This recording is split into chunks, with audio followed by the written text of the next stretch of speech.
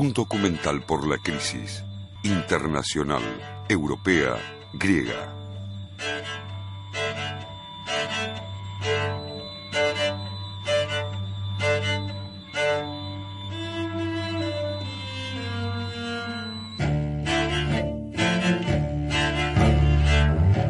Deudocracia.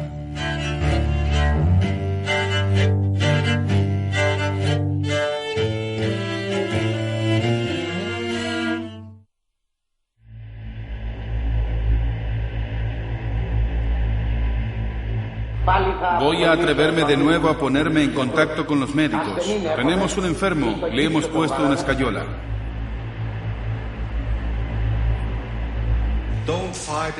No luches contra el doctor, te dará remedios que quizás no te gusten, pero incluso si no te gusta la medicina, el doctor está ahí para ayudarte.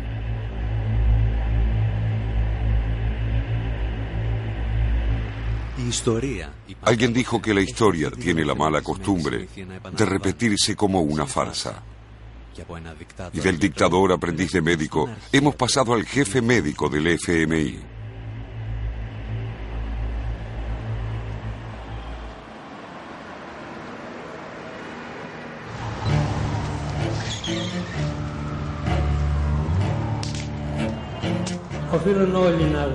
Debemos luchar siendo conscientes que o bien la nación hará desaparecer la deuda, o bien la deuda hará desaparecer la nación.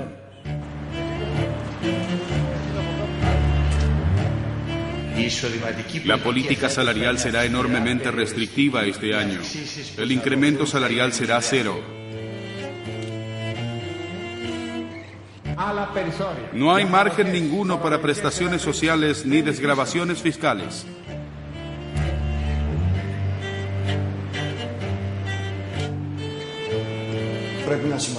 Tenemos que reducir el gasto público, hay que poner orden en nuestra casa y eso no puede hacerse con vuestros cheques sin fondos, de redistribución y de prestaciones sociales en una época de crisis como esta.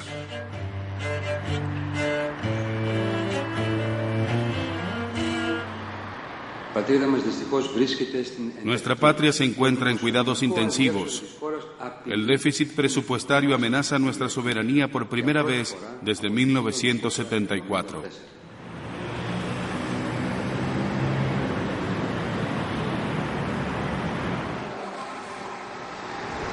En casi 40 años, 2 partidos, 3 familias políticas y algunos hombres de negocios han llevado al país a la quiebra. Han decretado la suspensión de pagos a los ciudadanos, tratando de salvar sus donaciones.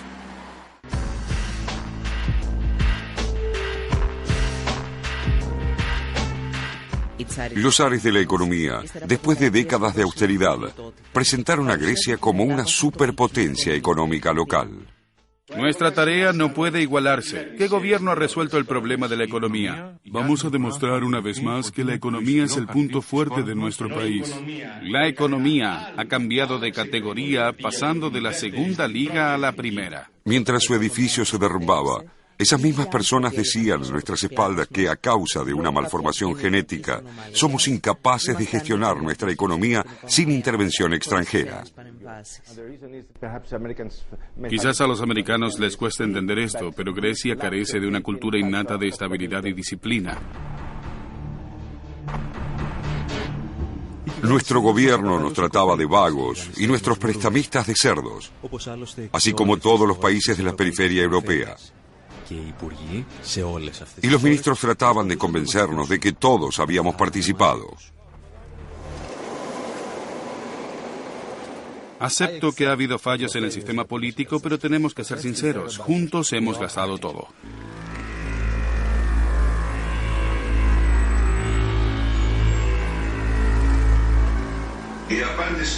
La respuesta a los reproches de la gente contra los políticos que preguntaban ¿cómo han gastado ustedes el dinero? Es la siguiente.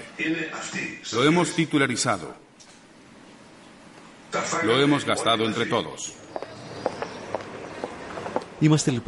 ¿Somos entonces los niños malos de una economía mundial bien regularizada y de una Europa exitosa? ¿O acaso el sistema falla en sus cimientos?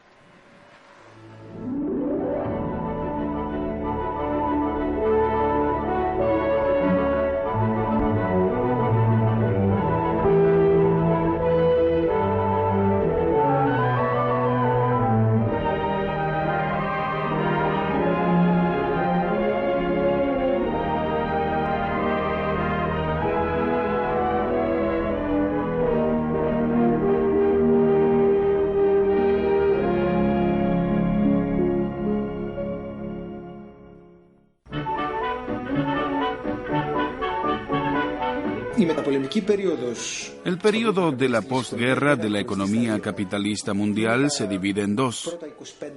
Los 25 primeros años de la Edad de Oro, tras la Segunda Guerra Mundial, donde los ritmos de crecimiento de los salarios y el consumo crecían parejos. Se crearon condiciones jamás vistas antes en la historia del capitalismo. Joe es el rey porque con su sueldo puede comprar más bienes que cualquier otro trabajador en el planeta. No existe el capitalismo sin crisis. Por tanto, siempre habrá una crisis en alguna parte.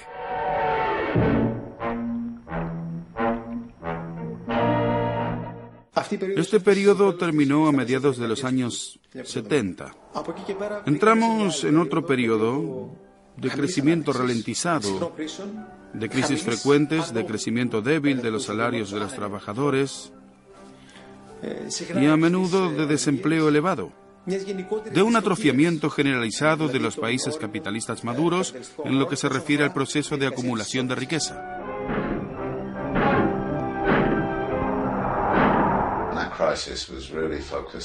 Esa crisis se centró fundamentalmente en la fuerza de trabajo, que fue muy importante en los centros de capitalismo de Europa y América del Norte. En consecuencia, se presentó mucha presión sobre los salarios. La fuerza laboral era muy organizada y tenía bastante poder político en el Estado, en las elecciones.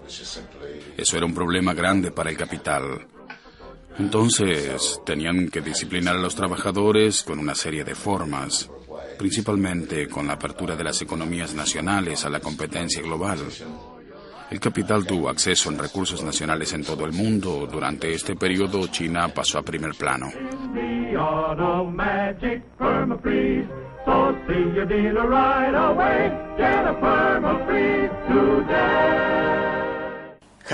El característico de este periodo es el gigantismo del sistema financiero, lo cual yo y otra gente lo llamaríamos financiarización. La financiarización ha traído más crisis y las ha agravado. El capital circulaba como él quería, con acceso a un potencial obrero barato. El porcentaje de los salarios respecto al Producto Bruto Interno bajó en todas partes. Y, por supuesto, los salarios son una gran parte del mercado. Es entonces cuando llega el problema de cómo vender tus productos, cuando no hay poder adquisitivo. La respuesta fue dar créditos a todo el mundo. Así fue como se creó la economía del crédito, que alcanza un pico durante los años 80 y 90 para cubrir el hueco entre los salarios reales y su poder adquisitivo reducido. Fue así como mucha gente empezó a ver a finales de los años 90, principios del 2000, que el sistema era insostenible. Por tanto, la manera en que salimos de la crisis de los 70 preparó el terreno para la crisis actual.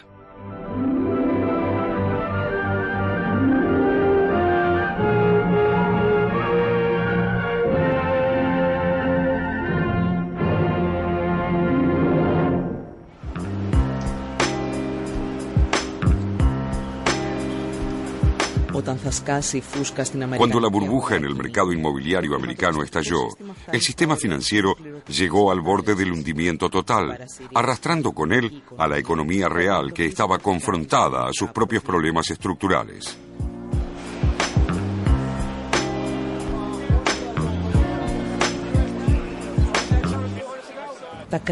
Los estados intervinieron como bomberos, inyectando dinero de los contribuyentes para salvar los bancos y mantener la demanda. La crisis financiera se transforma así en crisis presupuestaria, y los mismos bancos que fueron salvados por los contribuyentes deciden morder la mano a quienes los ayudaron, apostando por la quiebra de los estados.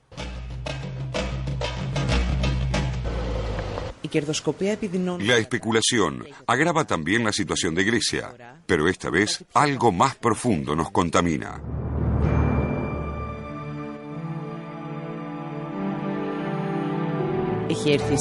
Le toca pagar a la zona euro. El rey euro se encuentra desnudo. En primer lugar, desnudo sin Estado. No hay moneda sin Estado. La ventaja de los Estados Unidos y la ventaja del dólar es, a pesar de todas sus debilidades, que detrás tiene un Estado que se llama los Estados Unidos. Europa no existe. No hay Europa política. Es decir, no hay legitimidad de un poder político europeo transnacional. En mi opinión, la zona euro no es viable.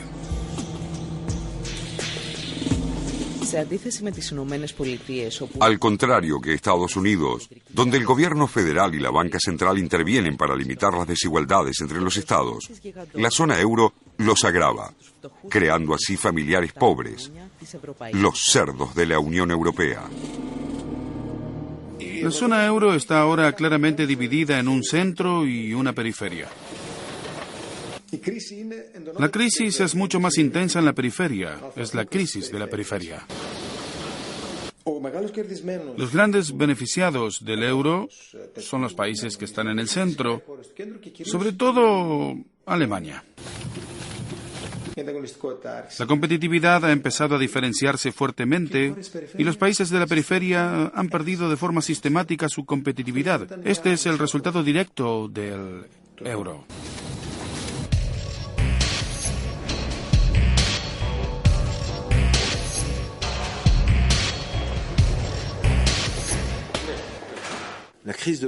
La crisis de la Unión Europea está causada por la forma como se ha realizado la integración europea.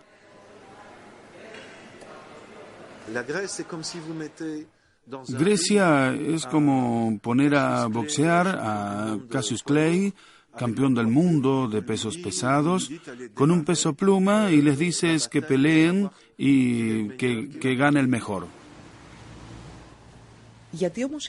Pero, ¿por qué los países de la periferia pierden competitividad? Y sobre todo, ¿por qué las diferencias no paran de aumentar?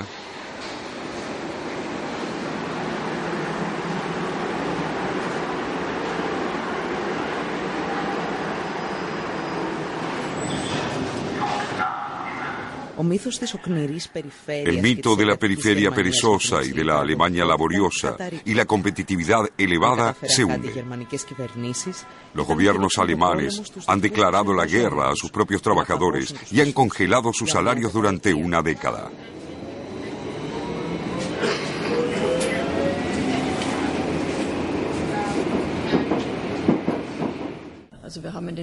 En Alemania, estos últimos años encontramos aumentos nominales de salario del 7%, contra un 27% en la zona euro. Con semejante diferencia, es lógico que los otros países pierdan competitividad. Cuando los salarios bajan en un país y suben en otro, aunque solo sea un poco, es normal que la competitividad de la economía alemana va a aumentar. El resto de países no pueden hacer frente. Con el euro, los países no pueden devaluar la moneda y se establece un mecanismo que conduce desde el principio exactamente a los mismos resultados que tenemos hoy.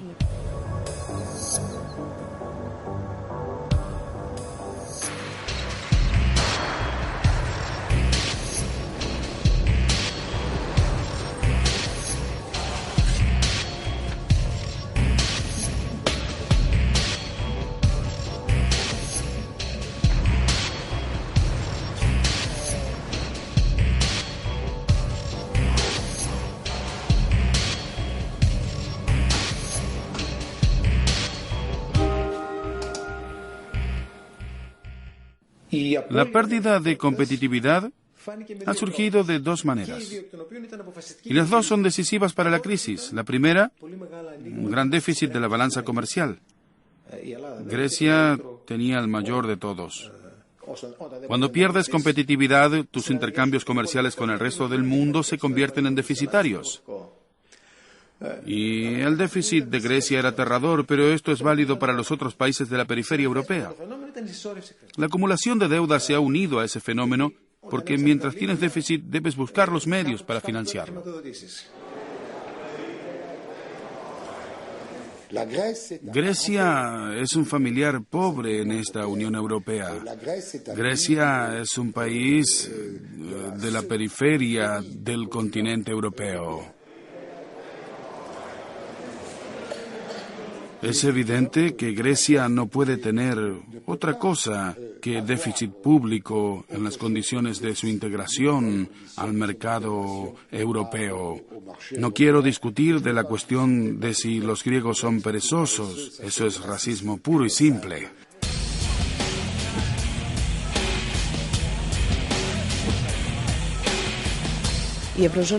La zona euro destruyó el sistema inmunitario de los países de la periferia europea, dejándolos expuestos a la crisis mundial. El talón de Aquiles de estos países es el déficit y la deuda. La deuda, en nuestro caso, tiene raíces profundas en la historia del Estado griego. Nuestro país, durante su revolución de 1821, comienza a pedir prestado. Desde entonces hasta ahora, con una sola excepción, Grecia consiguió en un periodo de expansión prestar. Durante la ocupación presta a Alemania, los alemanes obligaron a Grecia a convertirse en prestamista después de haber sido prestatario.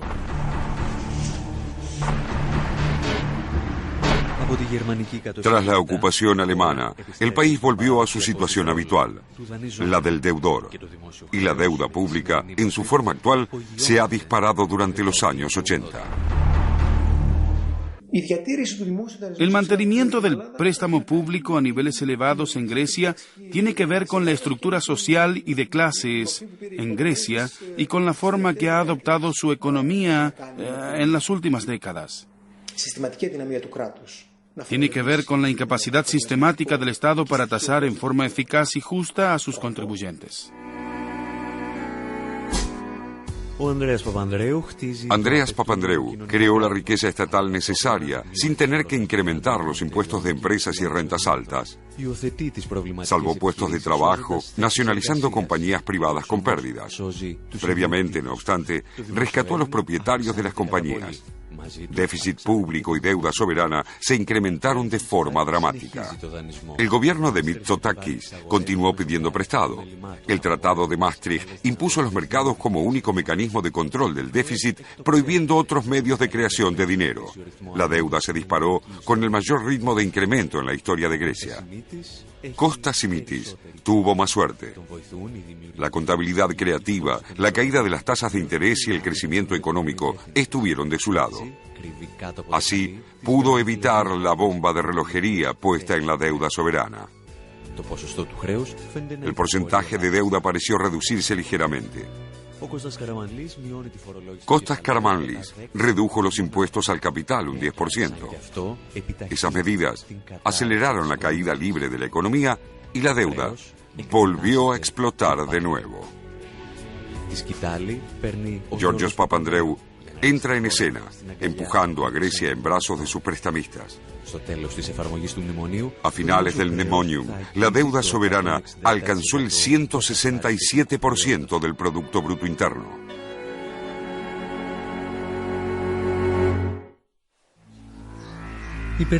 La mayoría de países en una situación similar a Grecia fueron visitados por el Fondo Monetario Internacional. Pero ninguno pagó un precio tan alto como Argentina, el espejo de Grecia al otro lado del Atlántico.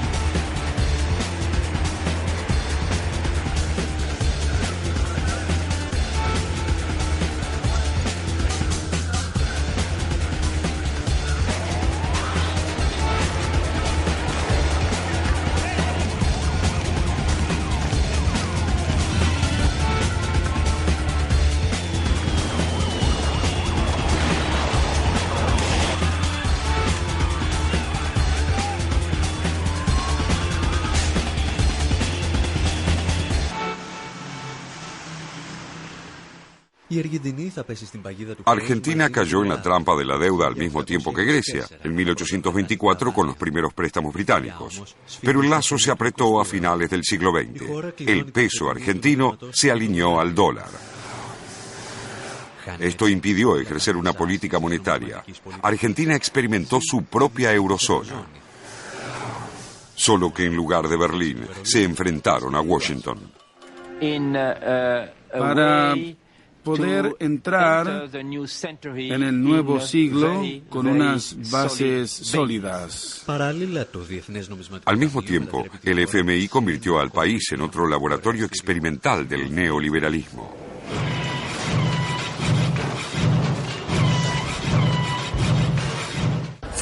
El FMI creó la crisis en Argentina, llevando a cabo las mismas políticas de desregulación y privatización que llevó a beneficios empresariales inmensos, pero que destruyó las finanzas del Estado.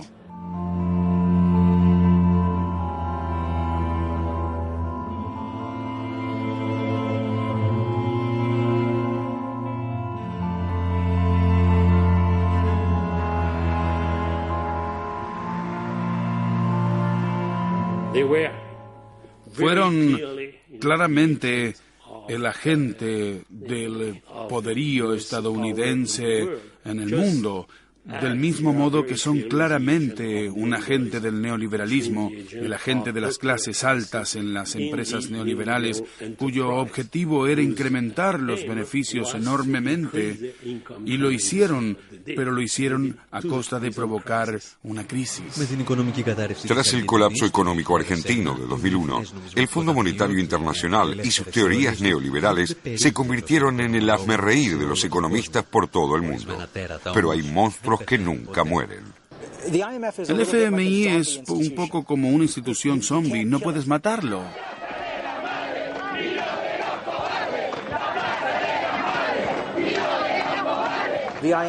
El FMI ha resurgido como un actor que cobra a los países que se meten en problemas, imponiendo medidas de austeridad a países en todo el mundo y de una forma viciosa y aterradora en Grecia. Y no hay razones para creer que esta institución haya aprendido nada de las experiencias de Argentina.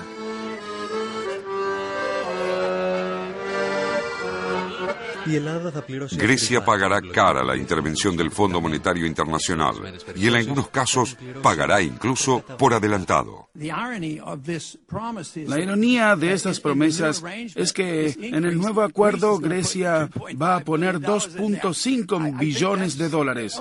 Creo que es un sistema de mandato monetario que consiste en que Grecia salva a Grecia e incluso a otros países. Argentina se enfrentó sola al Fondo Monetario Internacional, pero Grecia se encontró sirviendo a dos amos, porque en Europa las ideas neoliberales fueron también promovidas por el Banco Central Europeo. El Banco Central Europeo fue una herramienta en la imposición de políticas neoliberales en Europa. Irónicamente, en el caso de Grecia, el FMI fue más suave que la Unión Europea. Y las medidas aplicadas en colaboración con el Fondo Monetario Internacional, el Banco Central Europeo y la Unión Europea no son solamente injustas y peligrosas para el pueblo griego. Estaban destinadas a fracasar desde el principio. Tienen un impacto trágico en la calidad de vida de la gente e incluso en su vida diaria. Y es muy poco probable que tengan un efecto positivo en la economía en general y en la gestión de la deuda nacional.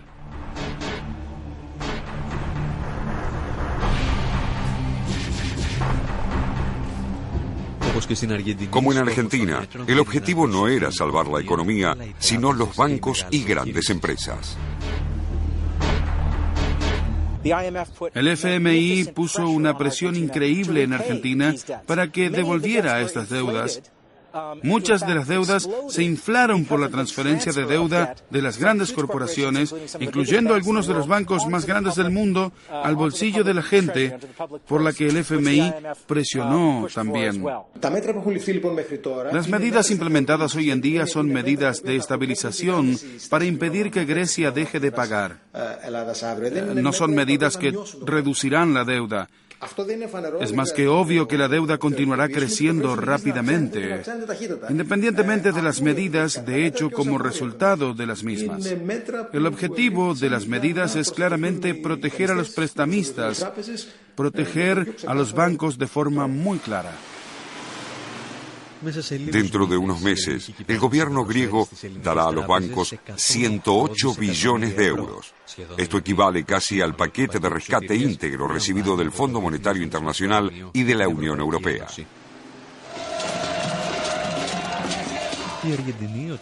Cuando Argentina afrontó una situación similar, algunos de los responsables fueron castigados. La imagen de presidentes abandonando el Palacio Presidencial en helicópteros todavía persigue al Fondo Monetario Internacional y a sus colaboradores.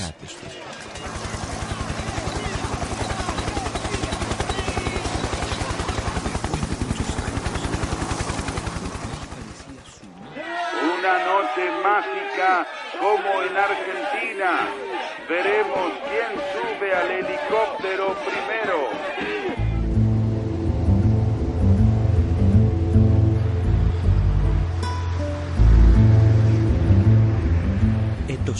Un año después de la intervención del Fondo Monetario Internacional, Grecia ha iniciado un programa intensivo de procedimientos de purga, utilización de activos, medidas de racionalización y de limpieza.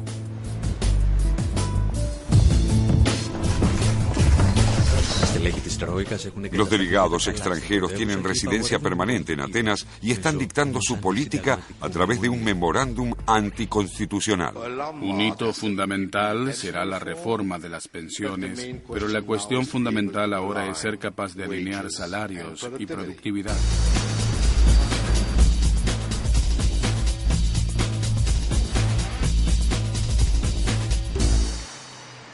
¿Qué es Grecia hoy?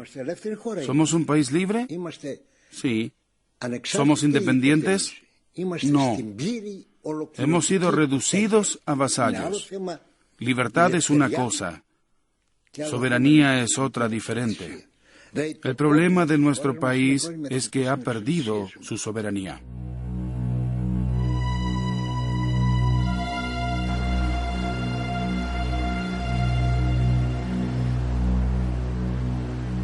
En una espléndida colaboración con sus prestamistas, el gobierno se ha vuelto contra el pueblo con duras medidas de austeridad. El resultado es pobreza, negocios arruinados y desempleo.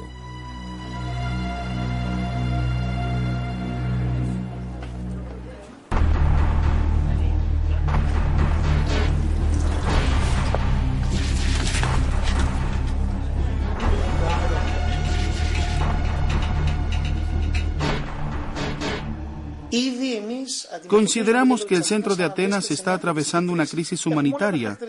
Todas las características típicas están presentes. Gente hambrienta y sin techo, que carecen de medicación y sanidad, gente que vaga por las plazas. No es muy diferente de lo que se ve en países del tercer mundo. Tienes que recordar que tratamos con los más pobres de los pobres. Hay gente que todavía tiene algunos derechos de seguridad social, pero eso no es suficiente. Como dijo una pensionista pobre, compro medicinas o comida, no me puedo permitir ambas. Las medidas del gobierno no solamente están empeorando las condiciones de vida de los ciudadanos, sino que suponen también una amenaza directa a su existencia.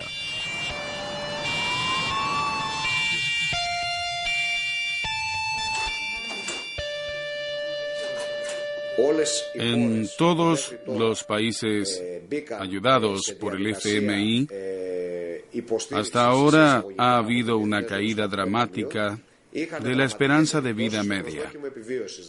Hay países donde, tras el paso del FMI, la esperanza de vida media se redujo entre 5 y 10 años.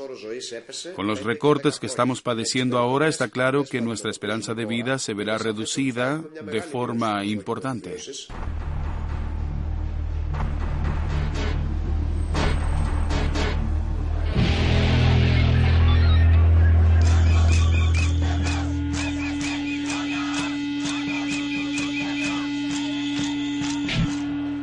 Los ciudadanos reaccionan.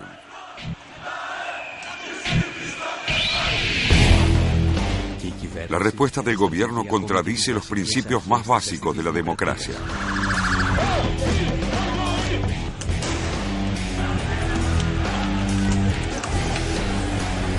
La penalización del uso de capuchas, los arrestos injustificados y policías encapuchados están al límite del paraestado.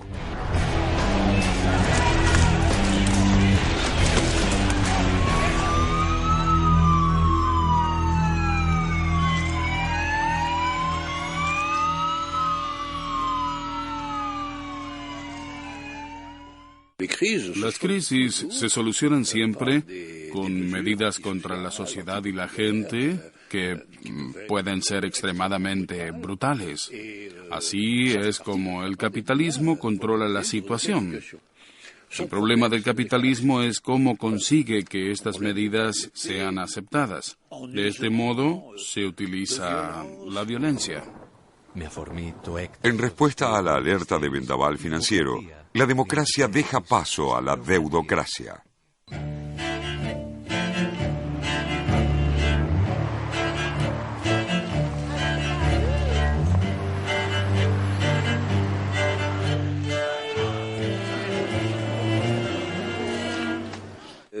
Una crisis del capitalismo causa una destrucción de capital. El capital se pierde a través de la especulación financiera. Alguien tiene que pagar por esta pérdida de capital. Los capitalistas no tienen la intención de pagar por ella. Es comprensible. Por otro lado, no son altruistas. Pero si aquellos que causaron la crisis no tienen la intención de pagar por ella, ¿por qué deberíamos pagar nosotros?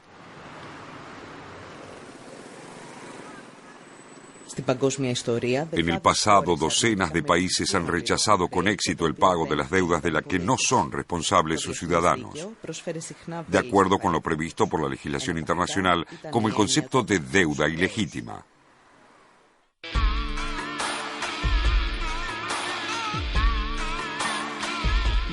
Nuestra historia comienza en 1920.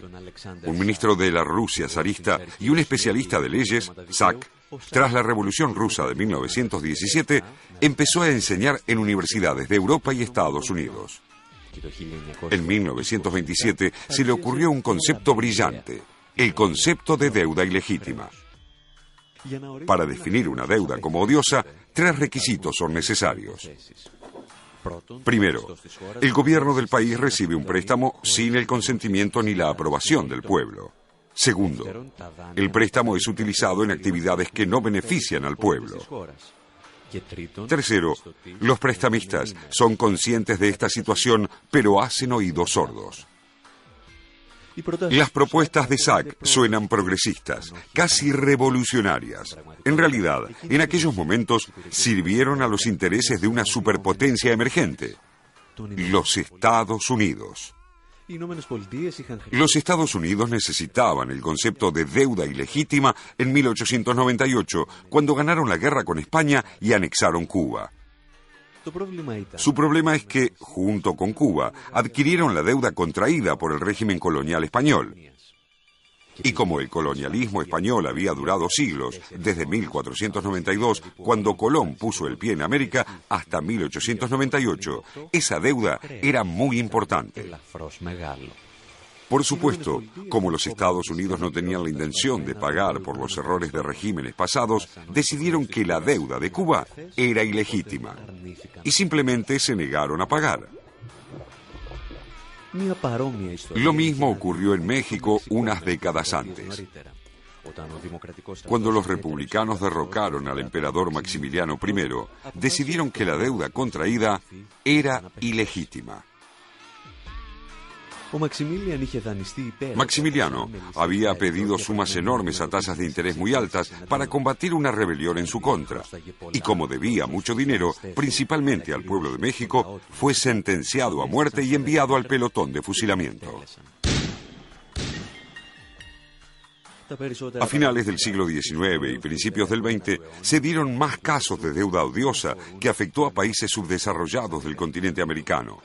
De hecho, una superpotencia emergente estuvo involucrada en todos esos repudios de deuda, los Estados Unidos. esta misma superpotencia trajo el concepto de deuda ilegítima en el siglo XXI.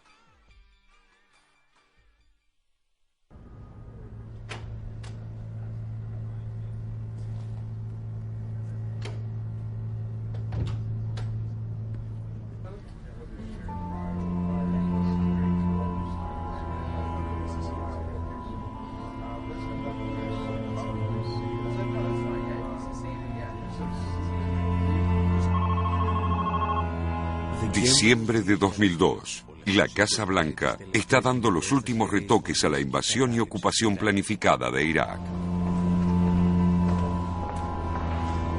Antes de que comience el ataque, sin embargo, oficiales americanos se están preparando para el día después del derrocamiento de Saddam Hussein. El Departamento de Estado sabe que tendrá que enfrentarse a la inmensa deuda soberana iraquí. Por lo tanto, intentan probar que esta deuda es ilegítima.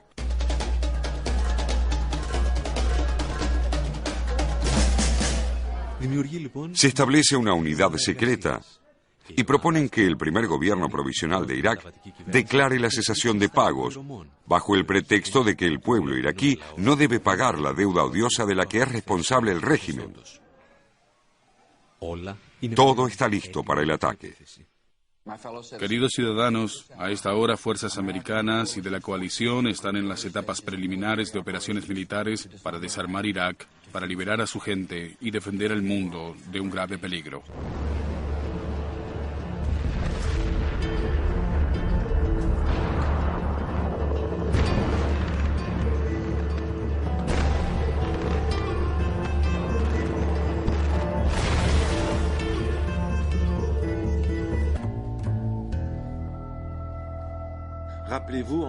Los Estados Unidos y sus aliados invadieron Irak en marzo de 2003.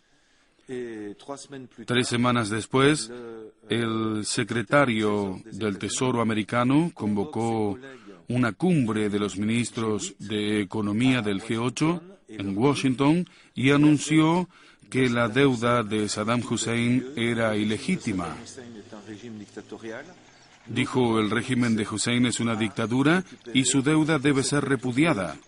El nuevo gobierno iraquí debe liberarse de la deuda de Hussein.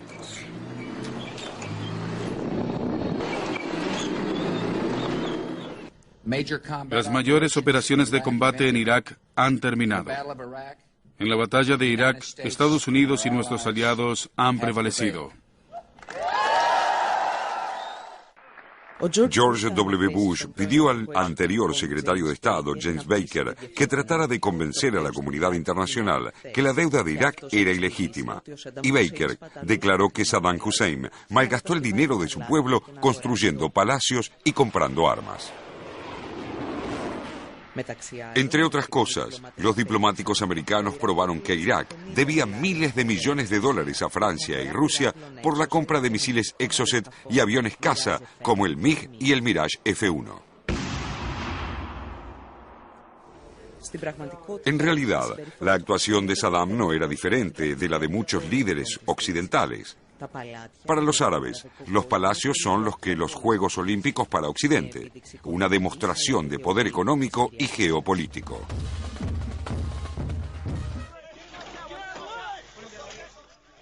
La diplomacia americana finalmente demostró que la deuda de Irak era ilegítima y que el pueblo iraquí no estaba obligado a pagarla. Sin embargo, Washington se dio cuenta de repente que habían abierto la caja de Pandora. Por primera vez en el siglo XXI, la máxima superpotencia había legitimado el concepto de deuda ilegítima. Así que decidieron olvidarse de este asunto. Los otros países dijeron, recortaremos la deuda de Irak un 80% a través del Club de París, pero el concepto de deuda ilegítima no debe utilizarse oficialmente porque otros países podrían reclamar este derecho también. Por ejemplo, la República Democrática del Congo repudiaría la deuda de Mobutu, Filipinas rechazaría pagar la deuda del dictador Marcos, Sudáfrica rechazaría la deuda del régimen apartheid.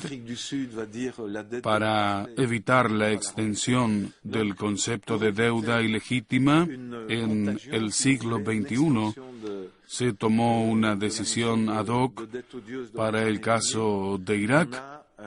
Sin embargo, resulta obvio que fue utilizada la doctrina de la deuda ilegítima.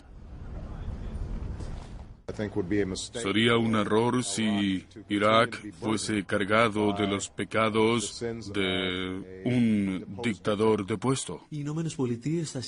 Los Estados Unidos continuaron ayudando a Irak para cancelar sus viejas deudas, pero nadie en Washington quería volver a hablar de deuda ilegítima.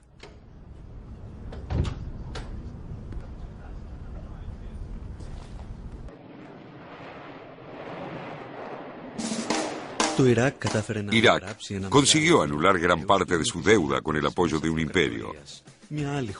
Pero otro país consiguió mantenerse firme y oponerse al Fondo Monetario Internacional y sus grandes prestamistas.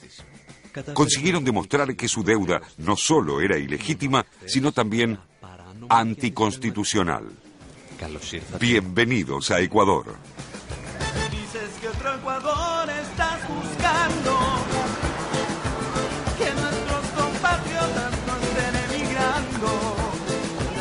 No hace mucho tiempo que esto no pasaba en mi nación, por eso sé que tú vas a ganar. Vota por el mejor.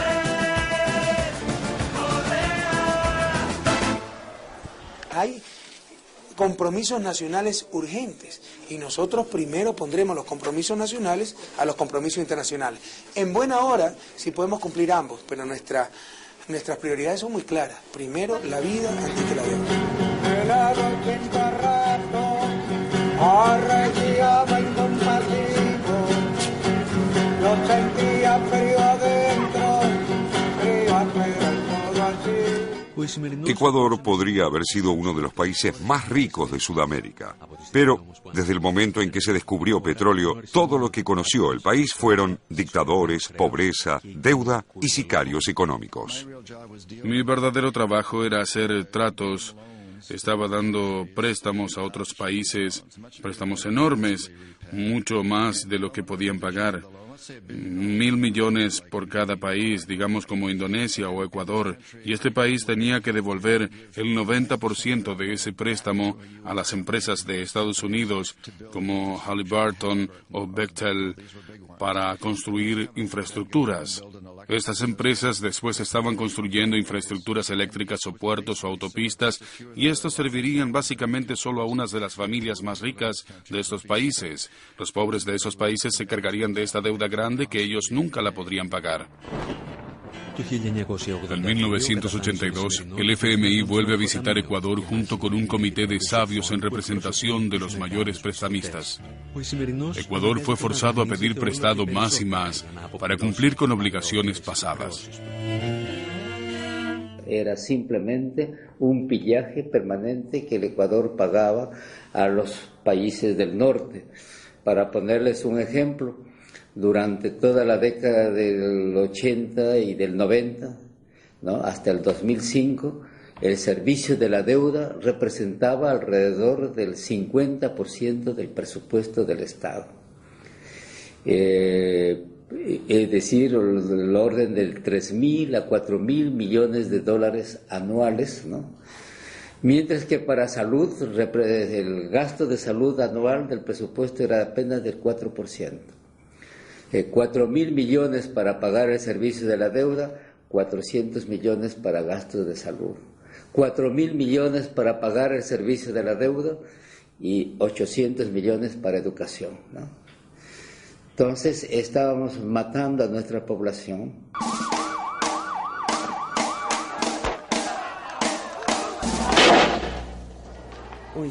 El pueblo de Ecuador protestó. Al principio parecía que todo estaba bajo control hasta que Lucio Gutiérrez asumió el poder. Gutiérrez prometió beneficios sociales. Habló como un socialista, pero en cuanto asumió su cargo, firmó un nuevo acuerdo con el Fondo Monetario Internacional y puso en marcha medidas de extrema austeridad. La gente decidió que debía irse en el mismo medio de transporte que los presidentes argentinos, el helicóptero.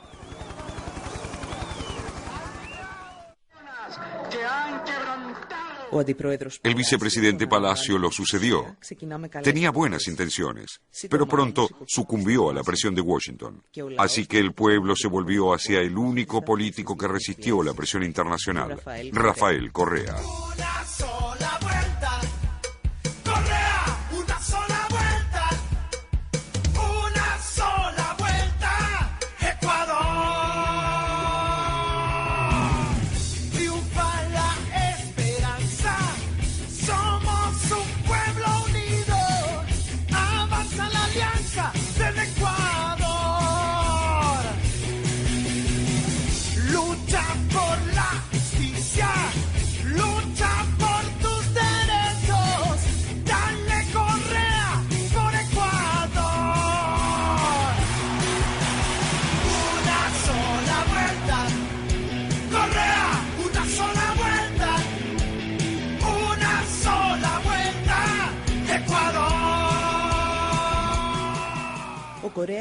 Correa estudió economía en Europa y en Estados Unidos y sabe muy bien cómo tratar con el Fondo Monetario Internacional y el Banco Mundial, mientras uno tenga voluntad política.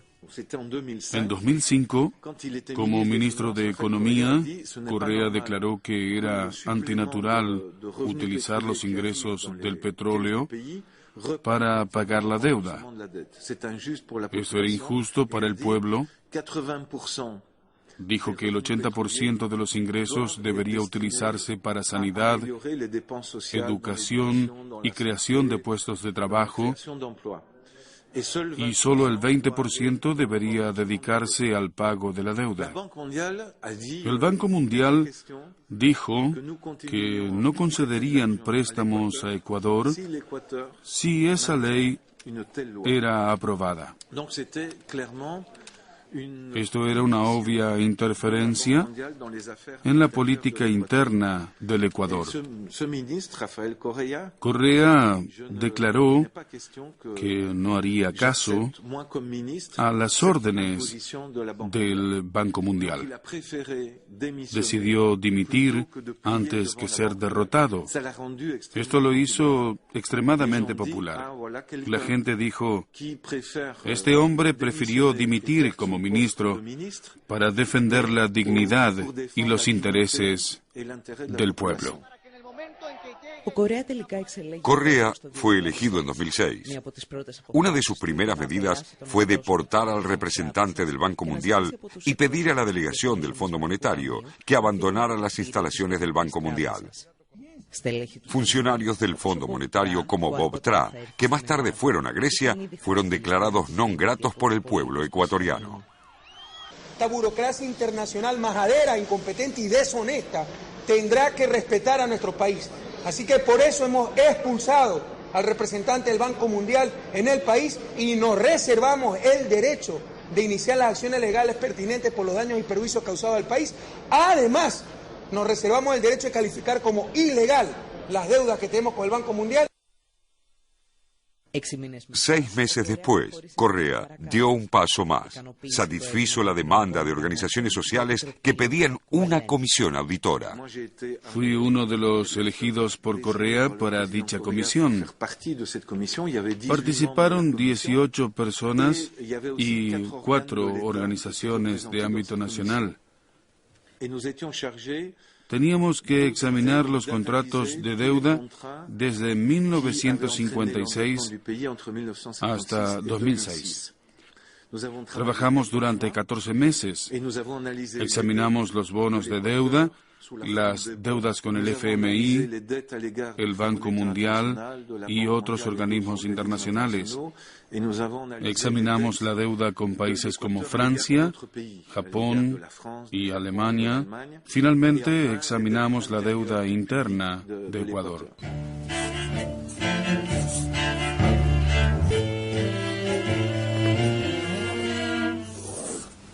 La pelea por tener acceso a la documentación fue dura, terrible. En el Ministerio de Finanzas, un colaborador nuestro, Alejandro Olmos, hijo, y mi persona, fuimos declarados personas no gratas en el Ministerio de Finanzas, y todos los funcionarios del Ministerio de Finanzas hicieron una carta al ministro quejándose y denunciando nuestra posición, tanto de Alejandro Olmos como la mía, que estábamos afectando a los funcionarios del ministerio, ¿no? O sea que nosotros nos reímos de ese hecho, pero para que vea cómo nosotros hemos tenido dificultades serias en este caso y hemos sido acusados de ser los malos de la película, ¿no? En este proceso de auditoría. A pesar de los obstáculos, la comisión consiguió terminar su trabajo y descubrió que una gran parte de la deuda era ilegítima. Comunicaron sus resultados al Estado, que a su vez lo trasladó al pueblo. El trabajo de la comisión se hizo público y esto es muy importante. El pueblo de Ecuador sabía ahora por qué la deuda contraída por regímenes pasados, especialmente en el año 2000, era ilegítima. La patria vuelve, el Congreso decadente, partidocracia y dictadura, con los políticos de siempre. El poder es ciudadano, te lo dice tu hermano, con la constituyente al pueblo ecuatoriano. Dale Correa, a esos que se creen dueños del Ecuador, nos robaron el futuro y no votaron del país. Dale Correa, Rafael. Basándose en los descubrimientos de la comisión, el gobierno probó que la deuda era ilegítima y declaró el cese de los pagos del 70% de los bonos de deuda. Frente a esa situación, los tenedores de la deuda ecuatoriana comenzaron a sacar sus bonos al mercado a valores muy bajos, del 20% de su valor. ¿Y qué hizo el Ecuador en forma secreta, no? El gobierno ecuatoriano comenzó a comprar, utilizó unos 800 millones de dólares para comprar 3.000 millones de dólares de deuda. Y fue para el caso ecuatoriano una reducción muy importante de la deuda, que permitió obviamente mejorar las condiciones de vida de la gente. Más aún, se libraron de los intereses que deberían haber pagado hasta 2012 o 2030. Se ahorraron 7.000 millones de dólares, lo que fue un gran alivio para la nación. Esto permitió al gobierno incrementar los gastos en sanidad, educación, la creación de nuevos puestos de trabajo y la mejora de la infraestructura.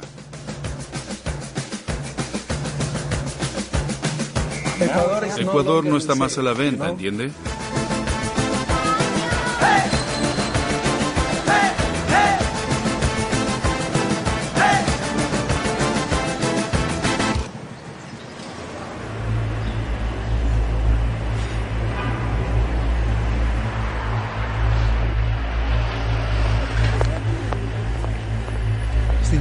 En Grecia, historiadores, economistas y analistas políticos gastaron litros diarios de tinta para decirnos cómo manejar nuestra deuda interna.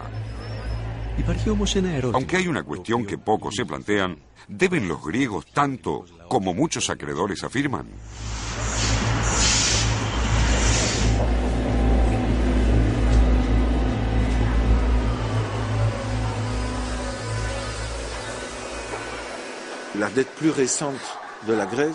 La deuda contraída por Grecia recientemente es una muestra clara de ilegitimidad. Por ejemplo, las autoridades recibieron regalos de empresas transnacionales como Siemens, que con ayuda de su filial Siemens Grecia sirvieron para sobornar a ministros y funcionarios durante al menos 10 años para ganar contratos.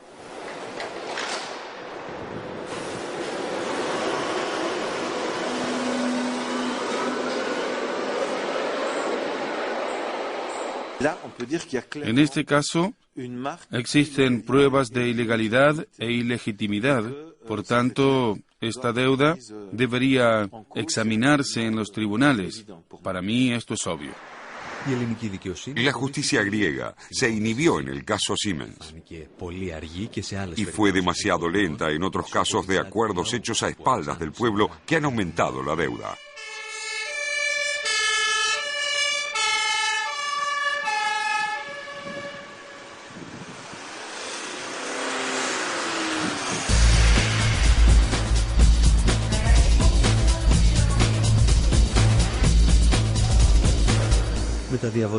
Con el infame asunto de los swaps de 2001, el gobierno hipotecó el futuro presentando un falso presente próspero. Falsearon la deuda griega haciéndola parecer menor, cambiando un préstamo de yenes a euros utilizando tipos de cambio antiguos. Fueron asesorados por Goldman Sachs, que obtuvo millones por este acuerdo. Estoy preocupado por el rol de algunas financieras de Estados Unidos como Goldman Sachs. Cuando Grecia aprobó la heroína de los préstamos, Goldman Sachs actuó como el dealer.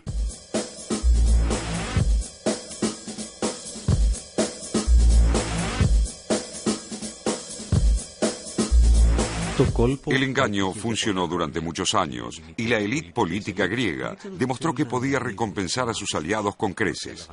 Volvieron a contratar a Goldman Sachs como consultor y le pagaron con dinero público. Goldman Sachs asesoró al gobierno griego y al mismo tiempo lo atacó. El escándalo se reveló en 2010. Unos días antes, un antiguo empleado de Goldman Sachs fue designado para liderar la agencia de gestión de la deuda pública griega. Contratar a un empleado de Goldman Sachs es como contratar a un criminal. Es como contratar a un ladrón de bancos para cuidar tu casa. Piensas que sabe cómo piensan los ladrones, así que será mejor vigilante. Pero corres el riesgo que un día te robe y desaparezca. ¿Quién puede garantizarme que este antiguo empleado de Goldman Sachs manejará los asuntos griegos de la mejor forma posible? Varios países culpan a Grecia por sus operaciones con Goldman Sachs, solo que son los mismos países que se aprovechan de estas relaciones con los gobiernos griegos para vender armas a Grecia a buen precio. Cuando hace un año Alemania negociaba su apoyo a Grecia, una de las principales condiciones era que Grecia continuara importando armas a Alemania. Grecia tendría que recortar pensiones y beneficios sociales, no importaciones de armas. Esto es un indicio de los intereses en juego. Alemania protege los intereses de los fabricantes de armamento y su industria de exportación. Esa gente quiere seguir comerciando a pesar de la crisis.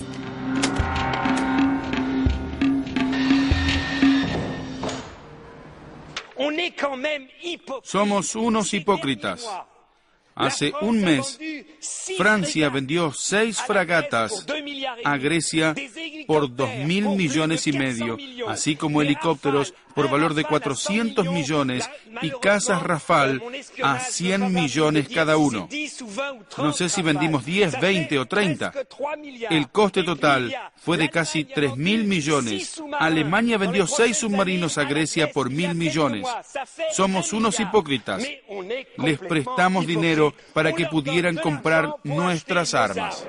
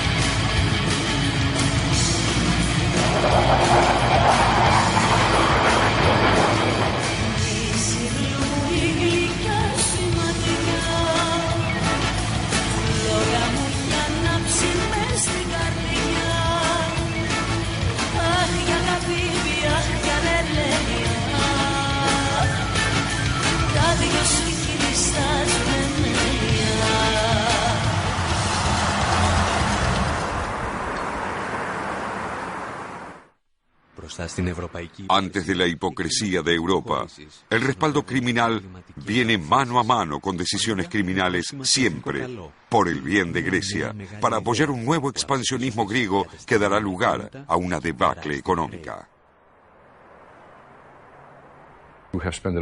Hemos gastado mucho dinero, el doble de lo que ha sido gastado en Sydney. Conoceremos el coste final, por supuesto, después del fin de los Juegos Olímpicos. Usted mencionó $1.200 millones para la seguridad. ¿De dónde viene ese dinero? Tenemos dinero. ¿Es dinero griego o viene del Comité Olímpico? ¿O una parte viene de los Estados Unidos? No, hablo de dinero griego. Tal vez hablamos de más dinero de lo que podemos pagar. Y esto concierne únicamente a la seguridad.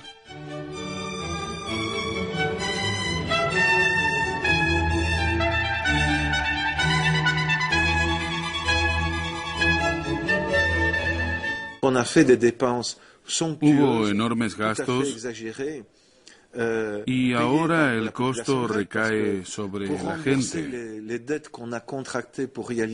Los préstamos de los Juegos Olímpicos se pagaron con dinero del contribuyente.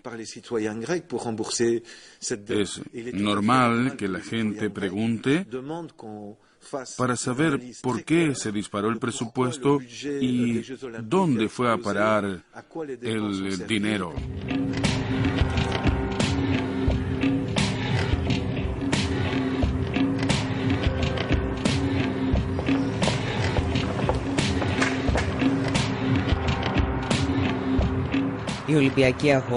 Los Juegos Olímpicos y las operaciones corruptas con Siemens y Goldman Sachs son solo una mínima parte de los oscuros acuerdos hechos a costa de la gente.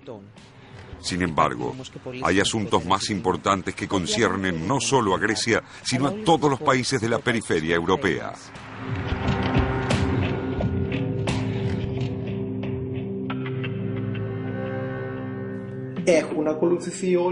¿Se han seguido todas las reglas que regulan la emisión de bonos de deuda? Asimismo, hay dudas sobre la legitimidad de los bancos que jugaron un papel fundamental en la emisión de bonos tanto en el mercado primario como en el secundario. ¿Qué bancos participaron? ¿Cómo fueron compensados? ¿Bajo qué condiciones y en qué términos participaron?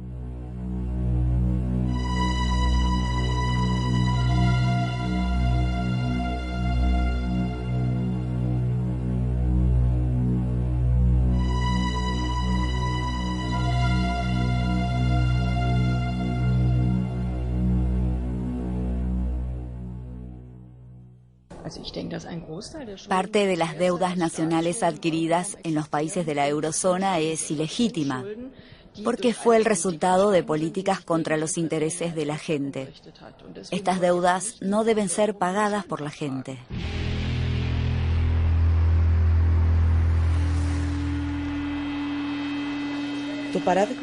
Ecuador demostró cómo todos estos odiosos e ilegítimos contratos pueden ser expuestos gracias a una comisión auditora. ¿Por qué no nos dicen de qué tipo de deuda se trata? ¿A cuánto asciende? ¿Cómo fue adquirida? ¿Y a quién se le debe el dinero? Esa es la razón por la que una auditoría es necesaria. Una auditoría decidirá con exactitud de dónde sale esta deuda. Tenemos que saberlo y denunciar todas las mentiras del gobierno y las corporaciones que se apoderan del dinero del pueblo griego y a todos aquellos que se beneficiaron adulando y aplaudiendo al gobierno.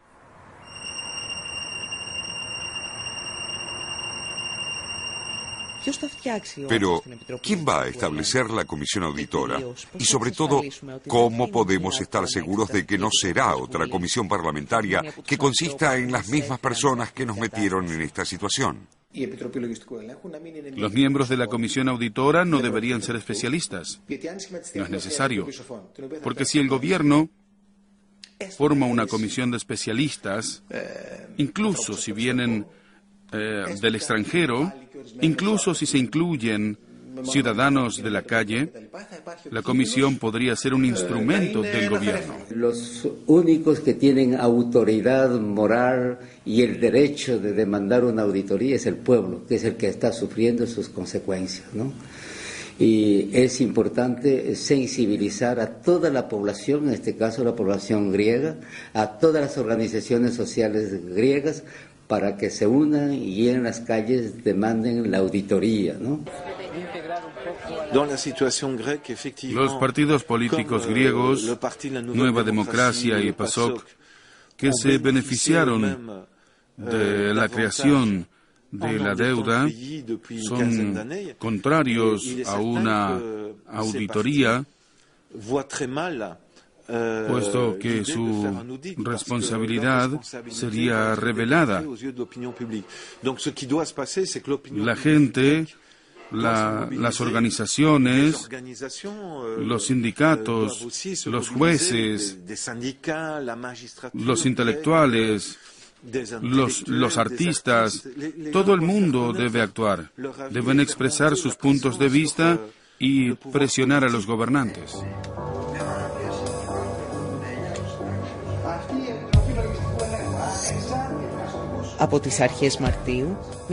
En marzo de 2011, un grupo de personas de variado perfil tomaron la iniciativa de pedir la creación de una comisión de auditoría en Grecia. Académicos, escritores, artistas, sindicalistas de todo el mundo apoyaron esta iniciativa.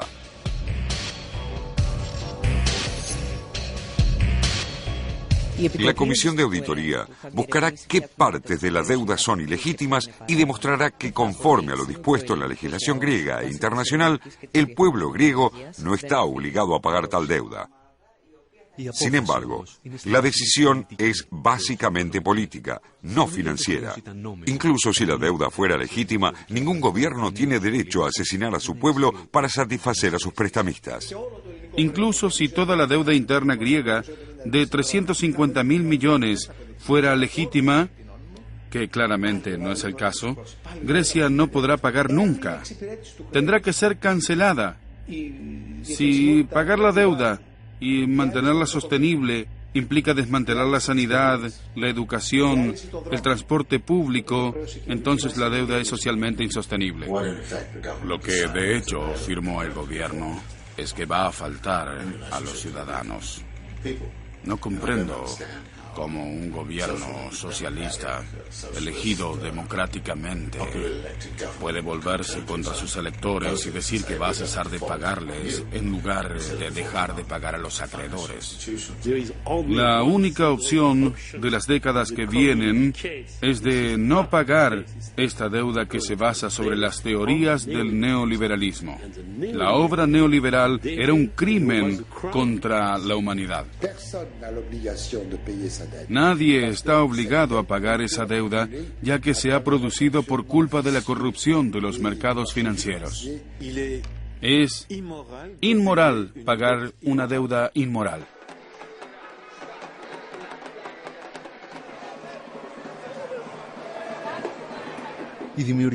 La formación de una comisión auditora es tan solo un arma útil en una batalla más amplia. La batalla seguirá las reglas tradicionales que han regido las batallas durante siglos. Sin esta batalla, incluso si rechazamos esta deuda de forma repetida, siempre surgirá de las cenizas. Esto significa que se creará un campo de batalla para la lucha ideológica y política. La deuda es el resultado de una lucha de clases.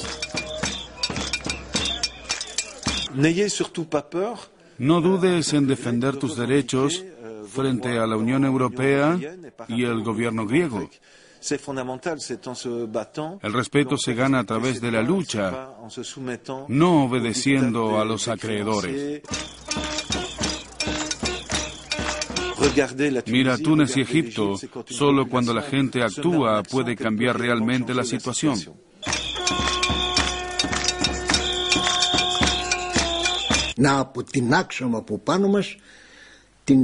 Hay que liberarse de la sumisión,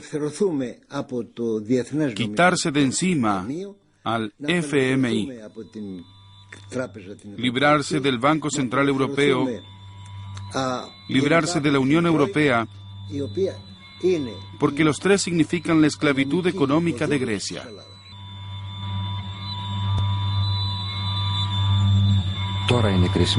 Este es un momento crucial.